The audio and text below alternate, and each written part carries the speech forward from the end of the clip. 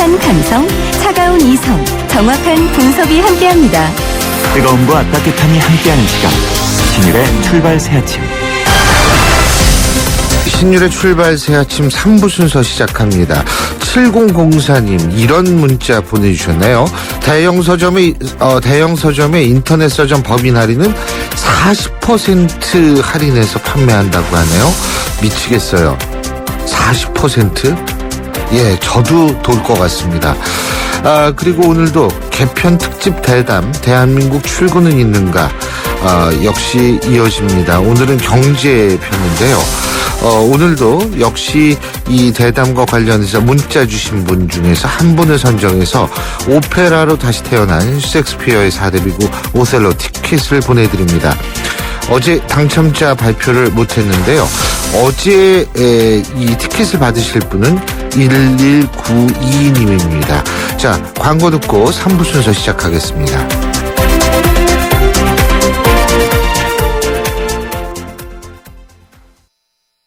누군가는 하루 5,000원으로 커피를 마실 때, 누군가는 하루 5,000원으로 모닝의 주인이 된다. 지금 기아자동차에서 모닝을 월 15만 원에 만나세요.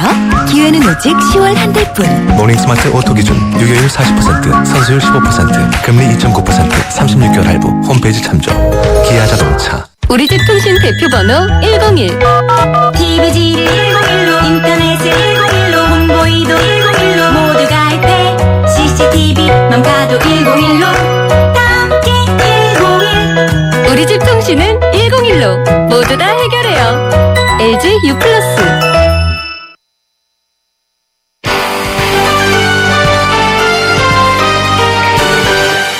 출발 새 아침 가을 개편 특집 대담. 대한민국 출구는 있는가? 아무리 모아도 모을 수 없는 돈이면 집장만이라는 게 아무 의미도 없고, 어떤 하나의 희망이라는 점에서 봤을 땐 집이라는 건 가격이 내가 열심히 해서 내 집장만을 하나 하는 거 그 꿈을 이룰 수 있다, 뭐 이런 희망을 갖고 하는 것은 어떤 그런 상징적인 의미도 있지 않을까 싶어요. 그거 없어서 너무 아쉬워요. 정부나 공권력이 가장 큰 문제라고 생각을 하고요. 거대한 혈세를 쏟아부은 그 4대강에 대한 규명이 하나도 이루어지지 않은 상태에서 공무원연금을 정상화시키려면 또 혈세가 필요하다 이런 얘기가 나오고, 현 공권력이나 정부가 우리나라 경제의 발목을 잡는 가장 근본적인 원인이라고 저는 생각을 하고요. 물가는 세잖아요. 지금 일하는데 되게 시간적으로도 되게 많이 일을 하거든요. 근데 그만한 월급도 많이 안 주고 막 취업도 안 되고 하고 일자리도 별로 그렇게 좋진 않은데 사람들이 이렇게 낮춰가면서 일을 하니까, 옛날에는 뭐 아이스크림 하나를 사도 가격이 쌌잖아요. 근데 지금은 아이스크림 하나에 뭐 1,500원? 이렇다 보니까 뭘 하나 먹기가 좀 무서운 거죠.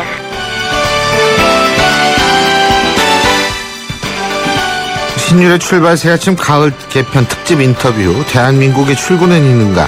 오늘은 그 두 번째 순서죠. 경제 부동산 분야를 좀 짚어볼까 합니다. 박근혜 대통령이 어제 시정연설에서도 언급을 했지만 우리 경제 여러 면에서 위기에 처해 있습니다. 세월호 참사 이후에 소비가 얼어붙고 있고요. 기업의 설비 투자가 줄어들면서 이렇게 힘든 적이 없었다는 얘기가 절로 나온 만큼 내수 경제는 침체 일로입니다. 대외 환경 영향으로 환율 리스크 부담도 그 어느 때보다도 심각하고요.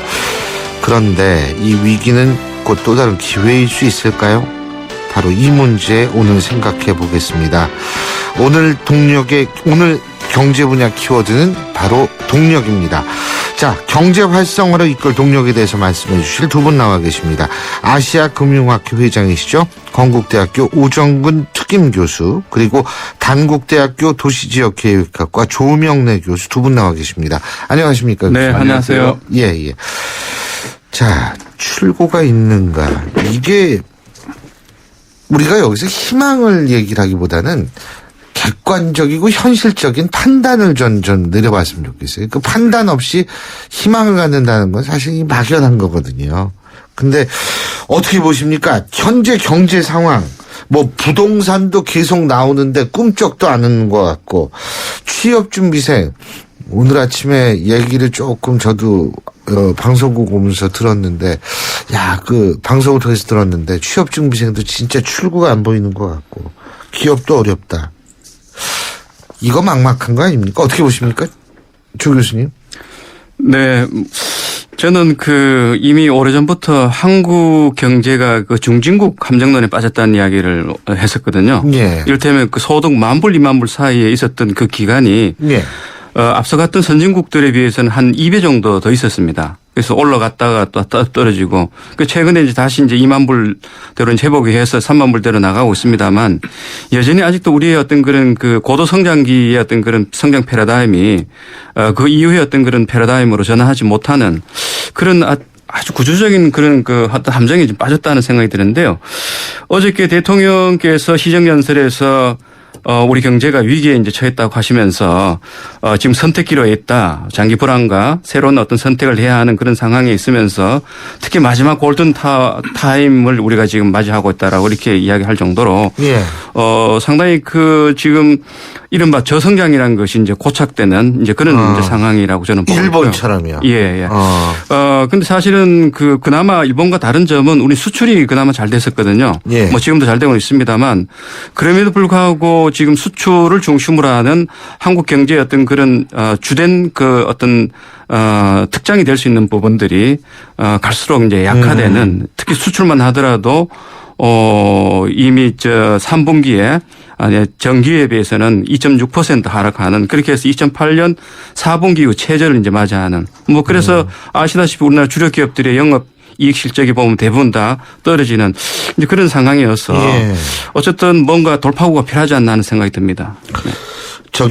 오 교수님은 어떻게 보십니까? 네, 그렇습니다.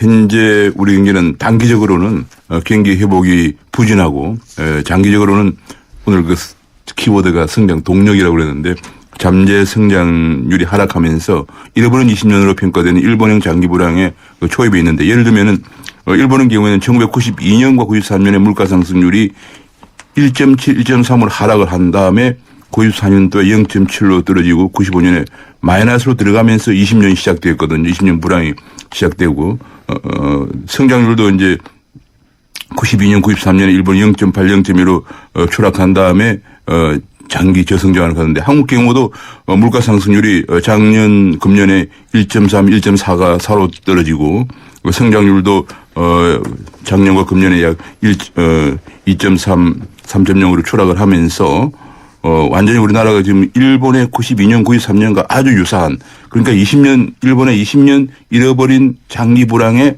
완전 초입에 서 있는데 그런데 문제는 이제 그때는 일본은 92년도 이미 벌써 39,900달러였었고요. 20년 전에 이미 20년 전 가격으로. 그다음에 그러나 우리는 지금 2012년에 일본과 똑같은 상황에 할 때 24,000달러였기 때문에 이 경제력 차이가 엄청나게 나는 속에서 우리가 일본의 20년 전과 너무 똑같은 상황을 보이고 있다는 것이 문제인데 지금 아까 조 교수님 말씀대로 3분기 성장률이 초이노믹스의 수많은 대책에도 불구하고 설비 투자와 수출이 마이너스를 기록하면서 우리의 성장 동력이 완전히 약화되고 있다 하는 그런 아주 어제 대통령께서 59번이나 경제를 말씀하시다고 그러는데 굉장히 어려운 그런 상황에 직면해 있습니다. 이게 그러니까 일본형의 저성장의 특징이라는 게 결국은 디플레이션. 그죠? 우리나라도 지금 디플레이션으로 들어가고 있다고 판단하십니까? 두 분 다? 네, 그렇습니다. 예, 저는 수출이 이제 대외 여건이 악화되면서 우리나라 가장 중요한 부분 수출인데 수출만 둔화되면 디플레이션이 아주 빠르게 다가오지 않을까 하는 그런 걱정을 하고 있습니다. 근데 이게 세계 경제가 지금 예를 들면 미국 FRB 같은 경우에는 양적 완화 축소를 종료를 했고 초저금리 기조는 당분간 유지한다. 이런 게 오늘 새벽에 전해진 뉴스인데 이렇게 본다면은 글쎄요. 이 세계 경제 우리보다는 좀 낫지 않나 이런 생각도 드는데 우리만 이런 건가요? 어떻게 보세요? 예. 최근에 세계적인 경제학자들이 이게 세계 상황을 진단한 여러 가지 논의를 보게 되면 지금 세계적 상황이 2차 대전을 불러왔던 1937년 상황과 비슷하다는 진단을 하고 있습니다. 그 상황이라는 게 뭔가 하면 이른바 이제 저성장과 저소비가 장기화된 구조적 저성장 그런 상태를 진단하고 있습니다. 그것은 이미 수년 전부터 그런 상태를 영어로 뉴 노멀이라고 불러왔던 것이죠.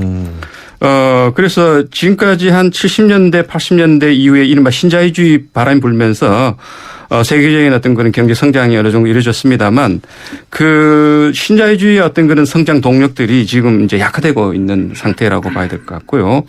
그래서 그 이미 세계 교육 증가세를 보더라도 2000년대 그 위기 전까지는 연평균 한 11% 정도 증가하다가 금융위기 이후에는 2.6% 그리고 작년 올해는 지금 1.1% 안팎으로 떨어지는 아주 그런 저성장이 전면화되는 상황을 지금 전 세계가 맞고 있는 것 같고요. 우리나라는 특히 이제 그런 와중에서도 조선, 화학, 철강 같은 이 장치 산업들이 지금 세계적인 어떤 공급 과잉에 맞물려 가지고 우리 어떤 그런 그 이 수출세라든가 성장세가 함께 더불어 약화되는 이제 그런 상황이 국내에서는 이제 벌어지고 있고요. 그런데 특히 우리나라 경우에는 뭐 세계 전체의 어떤 상황도 중요한 겁니다만 우리의 주 교역 대상국인 중국과 그 미국의 경제가 그렇게 좋은 상태가 아니라는 것. 그게 훨씬 더 우리한테 어려움으로 다가오는데요. 뭐 아시다시피 지금 중국의 실물 경제 같은 경우에는 지난 8월에 이 산업 생산이 6.9%를 달래가지고 이 금융위기 이후에 최저라고 지금 이야기를 하고 있습니다.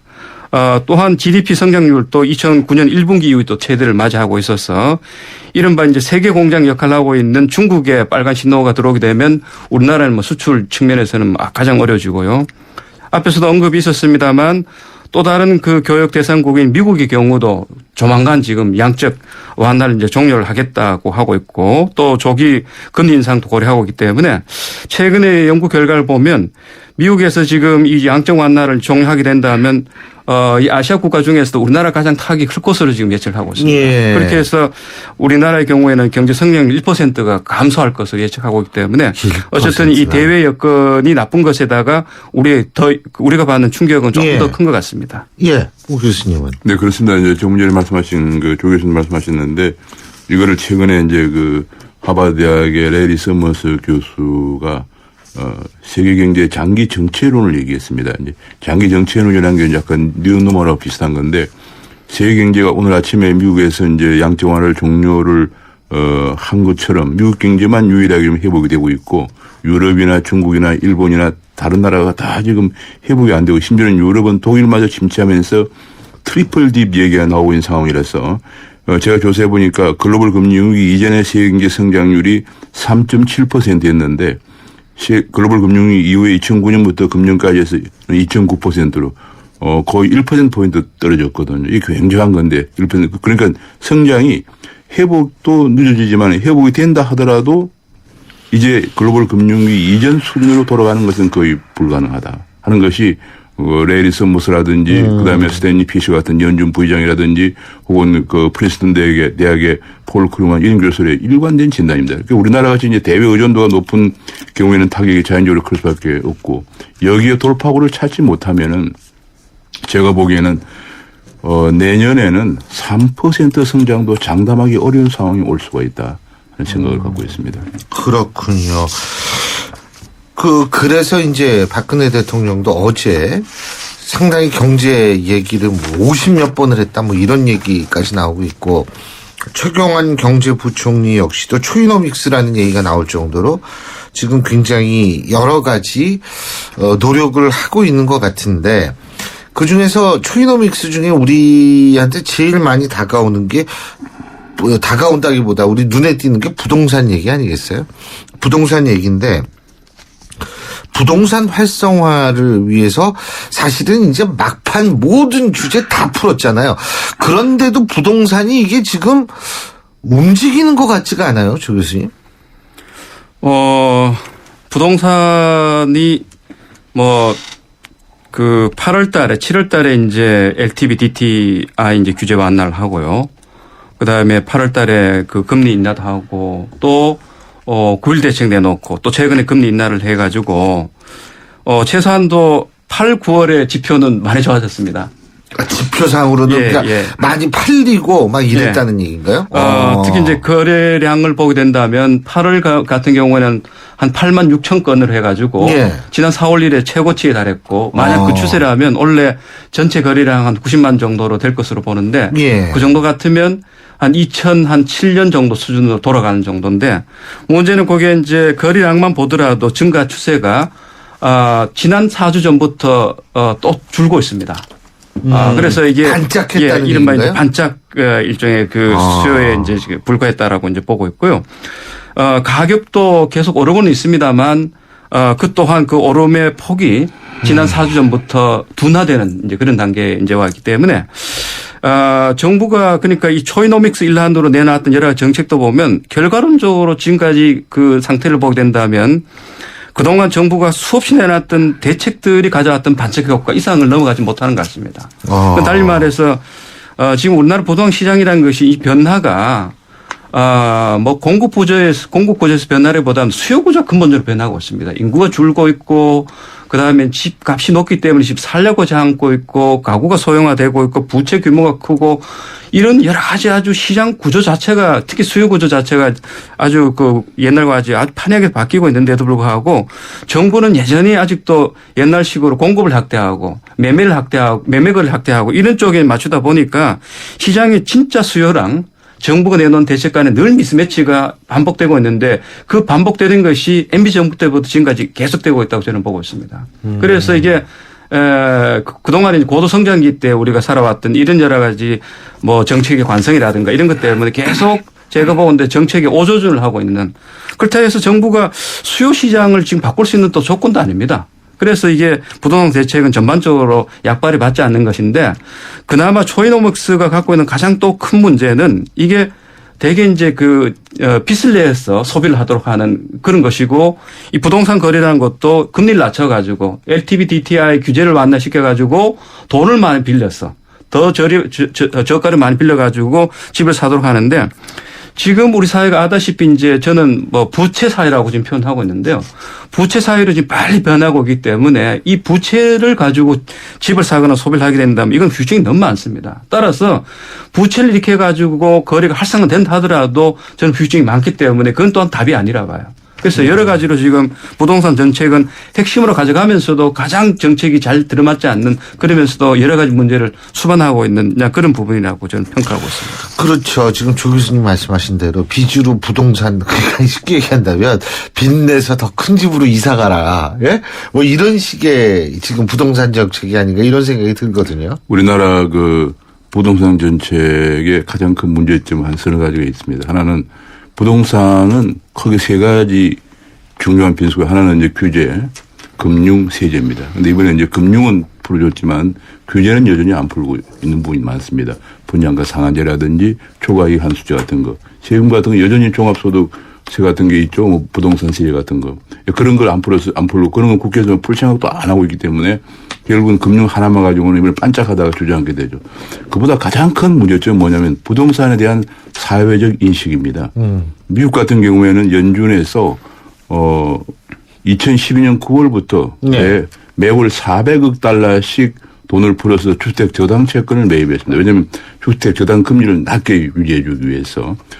지금까지 이제 드디어 오늘 아침에 종료를 발표했습니다만 그동안에 약 한 7천억 달러 정도가 주택 저당 채권을 매입했죠. 한국 돈은 800조 원 정도 매입을 했습니다. 그 바람에 미국의 집값은 글로벌 금융위기 이전 수준으로 거의 회복이 되었거든요. 이게 어떤 효과를 가져왔느냐 하면은 주택 집값이 회복되면서 가게들이 집을 거래가 이제 된 거예요. 뭐 예컨대 한 5억 원에 샀던 것이 3억 원으로 떨어지면 팔아봤자 갈 데도 없으니까 거래를 못 하죠. 근데 그것이 집값이 회복되니까 팔아가지고 3억을 갚을 수가 있는 거죠.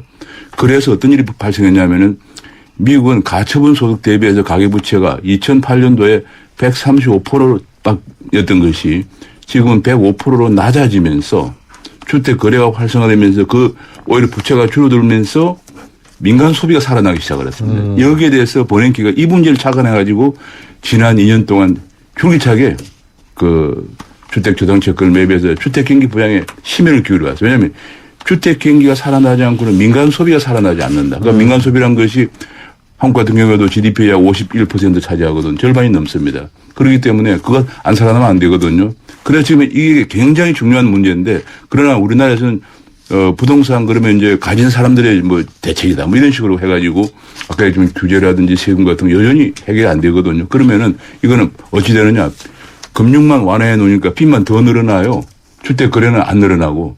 그러면 이게 바로 큰 문제예요. 여기 이 절반의 대책이 오히려 빚만 늘고 주택 거래를 활성화시키는 이런 것 때문에 제가 보기에는 그런 부동산 경기가 얼마나 민간 소비 회복에 중요하고 민간 소비는 경제 성장의 절반을 넘는다는 거 이런 인식을 못하게 되면은 뭐 대책이 없습니다. 거래량은 이미 충분합니다. 작년 같은 경우에 이미 85만 건이 달해가지고 2007년 87만 건에 육박을 했고요. 그다음에 최근에도 거래량은 충분한데 가격은 오르지 않아요. 그거는 고도 성장기 때 우리가 기대했던 것이기 때문에. 근데 우리는 지금 거래량이 느는 것이 부채 증가와 함께 따라가고 있어요.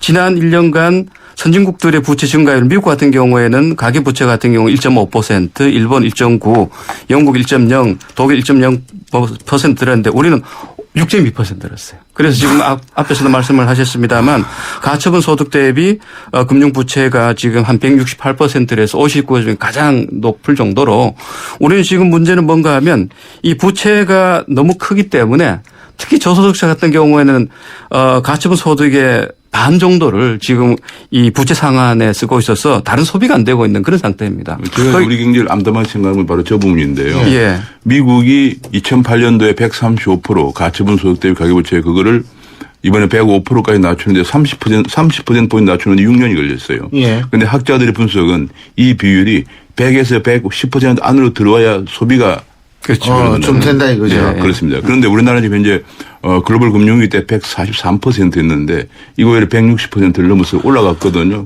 제가 이게 100%에 110% 떨어진 데는 제가 10년이 걸릴 걸 봐요. 그래서 저는 우리 경제가 이건 거의 이제는 출구가 없다. 9710님 어떻게 살기가 갈수록 힘들어지나요? 우리 아이들에게 말해줄 희망이 없습니다. 3092님 서민들이 이렇게 살기 힘든 적이 있었는지 묻고 싶습니다. 출구가 있긴 있습니까? 저희가 오늘도 바로 그 출구를 찾고 있습니다. 안녕하세요. 금난세입니다. 자녀 성장에 있어 환경보다 중요한 게 있을까요? 서울대를 품은 신도시에서 아이들의 꿈을 키워주세요. 유학가자 10월 시흥대곳 한라 비발디 캠퍼스 서울대 시흥 캠퍼스 조성 예정 문의 1688-2600 한라. 국민 여러분, 드디어 전국 8만여 공인중개사가 운영하는 부동산 사이트가 등장했다는 속보입니다. 이름하여 K랜. 정부가 지정하여 신뢰할 수 있는 K랜은 전국 부동산 알짜 매물만 등록되어 있다고 합니다. 지금 바로 접속하세요. KREN 한국공인중개사협회 K랜. 신율의 출발 새 아침 3부 순서는 여기까지고요. 잠시 뒤 4부에서 계속 대담 이어가겠습니다. 인천 지역 맞춤형 일자리 창출 지원 사업. 인천 지역에 맞는 맞춤형 교육을 통해 준비된 인재가 지역의 관련 기업으로 취업하는 사업입니다. 취업 희망자는 채용 희망 기업이 원하는 기술이나 지식을 배울 수 있어서 좋고, 채용 희망 기업은 기업이 원하는 능력을 갖춘 취업 희망자를 뽑을 수 있어서 좋은 인천 지역 맞춤 일자리 창출 지원 사업. 자세한 사항은 인터넷 홈페이지 injob.or.kr에서 확인하실 수 있습니다. 이 캠페인은 고용노동부, 인천광역시, 사단법인 인천벤처기업협회와 함께합니다. 대한민국 사장님들, 이보영이에요. 사업하면서 힘든 일 참 많으시죠? 이젠 노란우산 공제 꼭 챙기세요. 갑작스레 소나기가 와도 우산 하나 챙겨놓으면 걱정 없잖아요. 소득 공제는 물론 복리이자에 목돈 마련, 저축도 되고 법으로도 보호되니까 노란우산 공제 하나면 마음이 든든. 50인 미만 소기업, 10인 미만 소상공인 사장님이라면 누구나 가입하실 수 있대요. 창업할 때 가장 먼저, 사업할 때 가장 가까이. 참 든든한 동행, 노란우산 공제. 이 캠페인은 중소기업 중앙회와 함께합니다.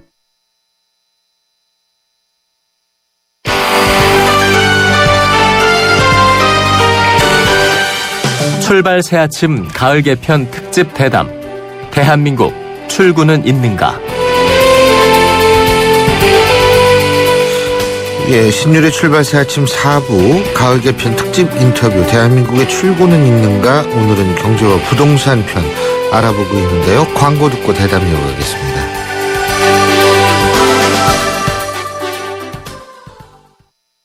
승기는 손 큰 사람.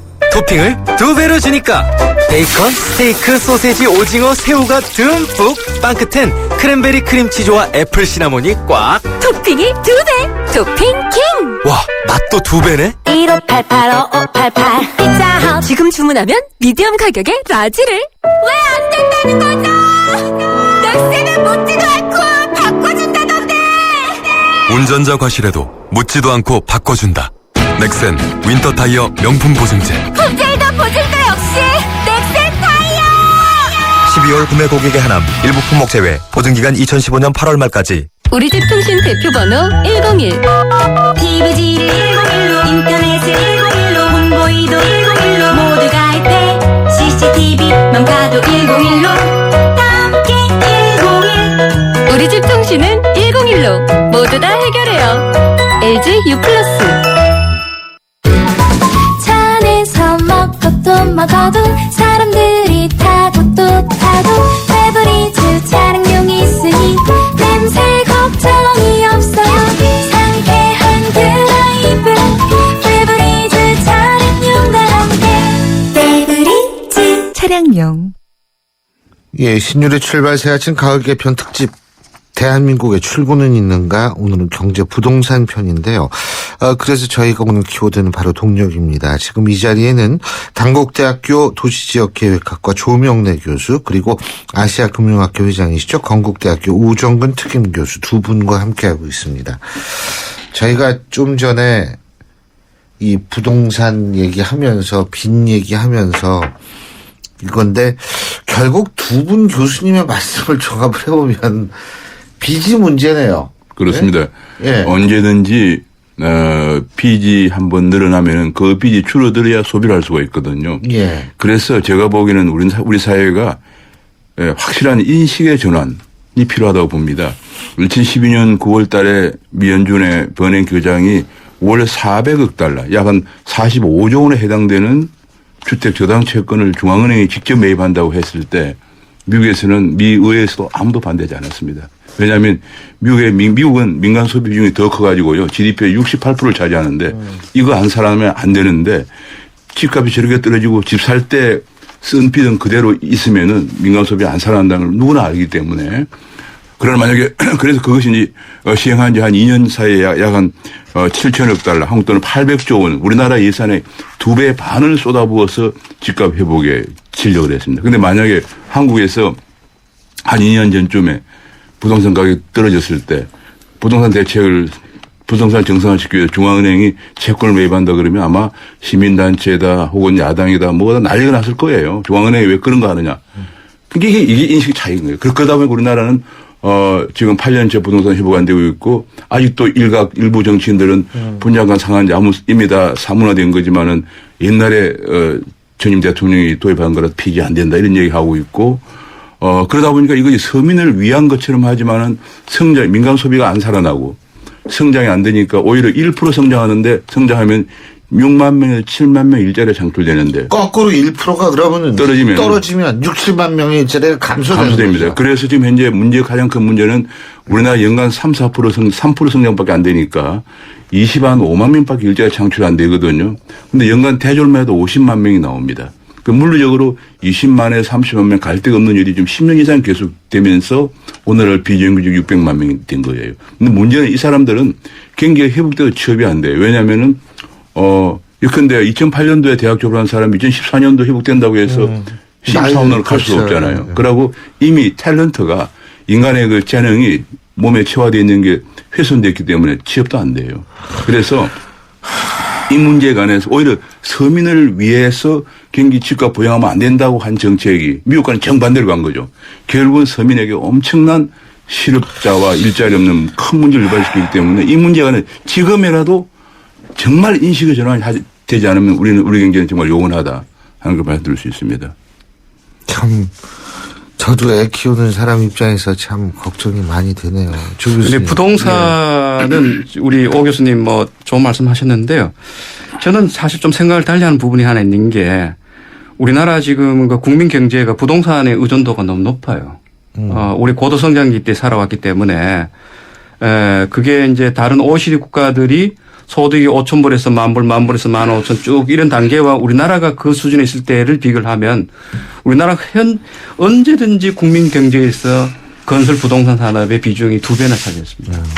그래서 이게 너무 가격이 부풀려져 있고 우리 어떤 실질 가처분 소득 대비 이 주택 가격이 높고 그다음에 주택을 매입하기 위해서는 특히 수도권 같은 경우에는 엄청난 부채를 일으켜야 되고 뭐 등해서 이게 부동산 시장을 살려가지고 경제를 살리는 것은 사실은 그게 꼭 부동산 시장과 관련된 부분이 어떨지 모르지만 이게 돌고 도게 된다면 그 성장을 이를테면 창조적이거나 좀 경쟁적인 이런 것으로 만들어내는 데서는 부동산 부분에 대한 어떤 그 우리 정책의 집중은 오히려 그걸 막는 가로막는 그런 이제 측면이 없지 않아 있어서 지금 저는 부동산 부분에 대한 의존도를 좀 줄이는 것도 저는 좋다고 보고 있습니다. 그래서 아까 우리 오 교수님께서는 뭐 분양가 상한제라든가 이런 것들을 말씀하셨는데 사실 지금 그걸 푼다 해서 저는 뭐 푸는 게 필요하다 봅니다. 왜냐하면 그게 그 과열기 때문에 만들어진 제도이기 때문에. 근데 그게 실질적으로 부동시장에 활성화에 별 도움이 안 돼. 저는 그렇게 보고 있습니다. 그래서 뭐 전반적으로 우리가 부동산 시장의 활성화를 통해서 경제를 건강하게 돌아가는 게 하는 게 좋았는데 우리나라 경우에는 특이한 어떤 부동시장의 특성 때문에 반드시 이제 그렇게 가지 않는 측면도 함께 봐야 된다는 것을 제가 좀 강조를 하고 싶습니다. 그래서 이제 굉장히 좋은 지적인데요. 우리나라가 다른 그 고부가가치 서비스의 발달이 안 되기 때문에 그런 문제가 생기는 거거든요. 예를 들면 싱가포르와 비교하면 싱가포르 같은 경우는 서비스 그러면 부동산만 있는 게 아니고 거기는 주로 금융, 교육, 의료, 관광이에요. 싱가포르 같은 경우는 뭐 외국 금융기관들마다 한 600개 정도 들어와 있죠. 우리나라는 뭐 한 100개도 안 되는데요. 그러다 보니까 우리나라는 금융이라든지 교육이라든지 의료나 관광같이 고부가가치 서비스 여기는 연봉도 굉장히 많죠. 그러니까 싱가포르하고 우리가 옛날에는 4마리 용이라고 같이 간다고 했지만 지금 싱가포르는 $50,000가 넘었었거든요. 55,000달러 이런 데서도. 우리는 이제 완전히 2배 그 격차가 나버렸죠. 그 이유가 굉장히 많은 연봉을 주고도 경쟁력이 있는 그런 고부가가치 서비스로 갔기 때문에 그런데 우리는 지금 현재 그런 부분들이 정부의 너무나 많은 규제 때문에 요즘 뭐 최근에 K비행 사태로 정말 말씀이 많았지만 전부 다 낙하산 인사 내려오면서 규제를 그러기 위해서 이제 규제를 잡고 있는 거예요. 낙하산 가려고. 그러다 보니까 고부가가치 서비스 안에 발전 안 되면서 조 교수님 말씀처럼 이제 부동산 비중이 너무 커진다든지 아니면은 아주 저생산성 도소매 음식점 같은 거 이제 갈 데가 없으니까 전부 다 그런 것만 한다든지 그런 거 종사하는 사람이 700만 명이 되거든요. 이런 아주 기행적인 문제 산업 구조를 만들어낸 겁니다. 그래서 부동산 경기도 활성화시키면서 동시에 그런 그 고부가가치 서비스 산업에 대해서 규제를 확실히 완화해가지고 우리 청년들이 그런 데 가고 싶어 해요. 월급도 많이 주면서 좀 멋있는 그런 일을 하고 싶어 해요. 그쵸, 폼도 잡을 수 있고. 그런 산업들을 좀 규제를 풀어서 이제는 내가 낙하산을 간다 이런 문제가 아니고 우리 후손들이 정말 좋은 자리에서 고임금 받으면서 일할 수 있는 그런 산업들을 발전시켜줘야 됩니다. 지금 고부가가치 산업이라는 게 결국은 이제 신동장 성역이라고 볼 수 있는 거죠, 조 교수님. 그죠? 네, 그렇습니다. 예. 그런데 우리나라에서는 지금 신성장 동력이라는 용어가 제가 기억하기로는 노무현 정부 때부터 사용해 왔던 것인데 물론 뭐 그전에도 안 썼던 건 아닙니다만 노무현 정부가 벌써 한 10몇 년 전 정부인데 뭐 그렇게 정부가 정책적인 어떤 그런 여러 가지 어떤 역점을 둬서 추진했음에도 불구하고 이른바 대체 이 성장 동력이 지금 만들어지지 않는데 지금 근본적인 문제가 있는 거예요. 이것은 계속 반복적으로 용어만 사용하거나 또 그걸 찾기 위해서 그냥 그동안에 추진되어 왔던 정책을 반복하기보다는 왜 그런 그 대체 이 성장 동력이 창출되지 않는 것에 대한 난 주목을 해야 된다고 보고 있습니다. 그거는 제 앞에서도 말씀드렸습니다만 이게 소득이 10,000불, 20,000불 상태에 접어들면서 오늘 구조적인 일종의 어떤 위기에 이제 파취하게 되는데요. 그게 이제 뭔 학자 이야기한다면 이게 10,000불에서 20,000불, 20,000불, 30,000불 되려면 이른바 이제 노동도 완전 새로운 유형이 돼야 되고 산업도 완전 새로운 산업이 돼야 되고 생활 방식도 바뀌어야 되고 정치도 그야말로 한 단계 100% 업그레이드 돼야 되는데 우리 몸은 이제 한 단계 높아지고 싶어 하면서도 움직이는 이 방식이나 이런 것들은 여전히 옛날식에 고착되어 있다는 겁니다. 특히 우리 같은 경우에는 이제 수출 지향적이고 그다음에 이게 주로 대기업 의존적이고 세계적인 어떤 경쟁이 있는 부분에 집중하다 보니까 나머지 어떤 그런 것에 관련된 산업이라든가 기업이라든가 이 기업의 네트워크라든가 그다음에 이런 뭐 기술력이라 이런 것들을 제대로 우리가 확정하지 못했던 것이죠. 그래서 지금도 여전히 우리가 그 성장 동력이 하려면 대기업 중심의 수출 부분 중심으로 어떤 성장 동력을 찾을 뿐이지 그렇지 않는 부분, 우리 생활과 관련되거나 뭐 지역 경제와 관련되거나 혹은 뭐 소비와 관련되거나 중소기업 관련되거나 노동과 관련되거나 이런 부분에서 역발상을 통해 가지고 새로운 그야말로 성장 동력을 찾는 이런 것들은 우리 어떤 산업 구조하고 구조적인 어떤 여러 가지 관성 때문에 잘 움직이지 않는 그런 측면이 있습니다. 알겠습니다. 지금 9992님 열심히 일해서 먹고 사는 사람들 돈만 벌게 해주게 하면 됩니다. 4228님 일본하고 비교하면 안 됩니다. 일본은 벌어놓은 거라도 있어요. 다 맞습니다. 지금 저희가 이제 시간이 거진 다 돼가는데 그래서 두 분께 제가 마지막으로 이런 질문 드리겠습니다. 빚 줄이고 성장 동력 그게 그렇게 찾기가 힘든 거라면 앞으로 이걸 하여간 먹고는 살아야 될 거 아니에요. 어떻게 해야 되는지 빚을 줄이려면 어떻게 해야 되고 그런 쪽에서 좀 말씀해 주시죠. 먼저 오 교수님. 네, 우리나라의 가계부채 약 1,000조 지금 1,040조 지난 분기 말에 중에서 약 주택담보대출 비용이 450조입니다. 그 450조가 대체로 2008년, 7년 또 집값 많이 오를 때 생긴 건데요. 이 사람들 지금까지 집도 팔지 못하고 하우스포라고 그러죠. 그래서 집을 빨리 활성해서 거래해서 그것을 갚아 나갈 수 있도록 해야 되고요. 두 번째로는 이제 성장 동력 관련해서는 이렇게 생각하면 됩니다. 간단하게 지금 현재 연봉이 대졸 초임이 뭐 취직도 못하는 분도 있지만 취직하면 대기업가 한 3천만 원 됩니다. 3천만 원에서 2만 4천 불이에요. 우리가 5만 불 가려고 그러면은 한마디로 대졸 초임이 그냥 한 5천만 원, 6천만 원 돼야 된다는 얘기거든요. 그러면 연봉을 5천만 원, 6천만 원 주고 무슨 산업의 경쟁력이 있느냐. 그게 싱가포르이 답이에요. 스위스가 답이고 네덜란드가 답이에요. 금융, 교육, 의료, 관광 같은 고부가치 서비스 산업을 정부가 이제는 팔을 긋고 육성해줘야 그렇게 간다는 겁니다. 그거 안 가져가면은 계속 제조업은 중국에 치이고 임금은 올라가야 되고 해결이 없는 거죠. 그래서 빨리 산업 구조를 그런 식으로 가면서 이제 관료들도 이제는 과거에서 내가 장차관 지나면 내려가서 뭐 은행 회장도 하고 이런 생각 버리고 정말 우리 후손들을 위해서 고부가치 서비스 산업에 대한 규제에 손을 완전 놓고 싱가포르처럼 그걸 육성해주는 정말 사명감을 가지고 진력해야 된다는 생각을 가지고 있습니다. 알겠습니다. 조 교수님. 네, 저는 뭐 한마디로 경제 민주화가 상당히 중요한 답이라고 보고요. 예. 특히 우리나라 경제 갖고 있는 이 경쟁 부분을 훨씬 더 질적으로 이렇게 전환시켜가는 이런 이제 전략이 필요하다 보는데요. 특히 대기업, 글로벌 기업들의 이 경영이라든가 고용 관계라든가 중소기업과의 관계라든가 이런 측면에서는 질적 경영과 어떤 질적 생산을 할 수 있는 그런 시스템으로 전환. 그다음에 저는 신산업 육성보다는 기존 전통 산업을 오히려 혁신화하고 창조 산업화하는 그렇게 해서 글로벌 이 강소 중소기업을 육성하는 이런 것이 필요할 것 같고요. 그다음에 저는 시장경제 보완으로서 사회경제 육성도 난 중요하다 보고 있고 그다음에 국민소득 중에서도 근로소득 비중을 높여내는 이런 부분에 대한 여러 가지 정책 지원 필요하다 보고 있고요.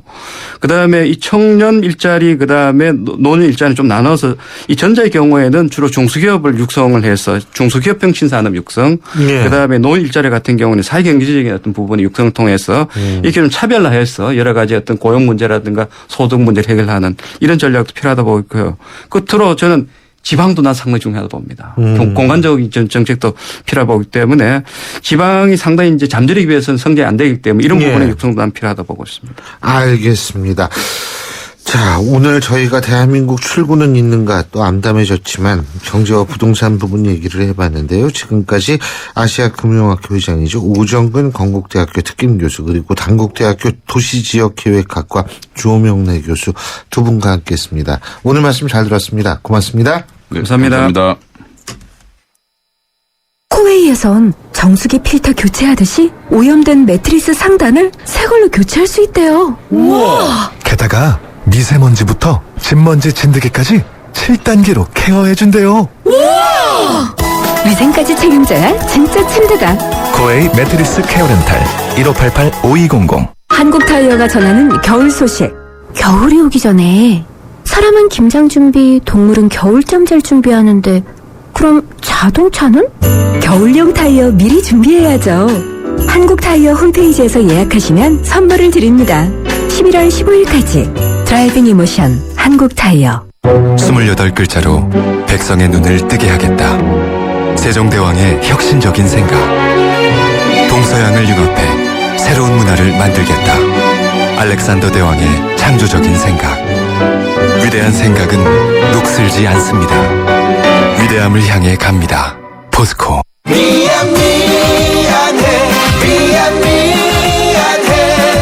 너를 두고 여기 시려가 가지마. 한 번 떠난 시력은 돌아오지 않습니다. 스마트 시대 눈의 피로 시력 강퇴엔 눈에는 눈약 토비콤 S.